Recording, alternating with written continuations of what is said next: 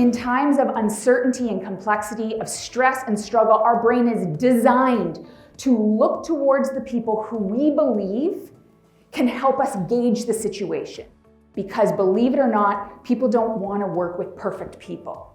What they actually want is to work with real people who they can trust.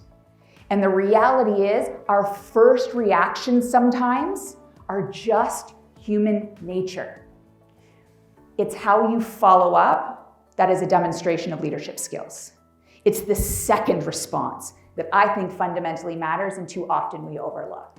So the second thing we're going to talk about is how do we actually capitalize on those moments. But what elevates a smart person to somebody who stands out in our mind is often not how much they knew.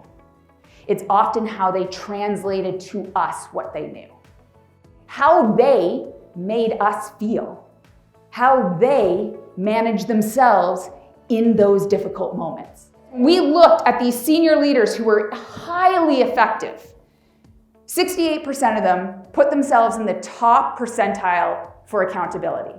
So they self-assess themselves as being highly accountable, taking a deep sense of ownership, which is exactly what we want from an accounting firm, right? So emotions are important data and information for us to use. They're just terrible drivers at work when we give them free rein of the steering wheel. Our brain wants us to react and move fast, and it usually gets us in trouble. The strategy is simply to actually slow down. And it's an acronym. The first S is literally to just stop. And this is not stop forever. This is to momentarily, mentally and emotionally stop from what you are about to do. But number two is to get out of your head and into your body.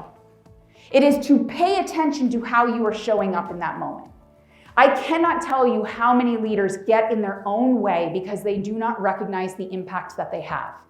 Your body language matters. The communication through your body language is what creates a sense of alignment. And what this simply means is get out of your head and pay attention to how you are showing up. The next one is to oxygenate. Most of us, because we don't take a break, because we are not doing things to manage our cortisol levels, those cortisol levels go up and then they just stay up there. And they stay up there. And the higher and more consistent our cortisol levels stay here, the more sensitive that emotional brain is to things triggering it into action. But we can decrease that sensitivity by simply actually getting cortisol back out of our system. And one of the best, easiest ways to do that is by slowing down and deepening your rate of breath. And so the best thing you can possibly do to help you realign your intentions and your impact is to instigate a sense of wonder. Not only that, it increases dopamine in your system, and truly it is energizing for you to feel curious in a moment. But instead of judging the moment, I wonder what my impact is right now. Because that immediately gets you out of your perspective. Leading by example does not mean that you have to be a perfect leader. People care far more about how you make them feel when they come to you with the question, when they come to you with their challenges, when they come to you with their complaints. And that's that opportunity. And I'm gonna leave you with three questions that pulls this all together. 3 questions that allows you to meet people where they are, 3 questions that allows you to pull the very best out of them. Question number 1, when someone comes with a problem, what have you tried so far? Before you jump into solutions, what have you tried so far?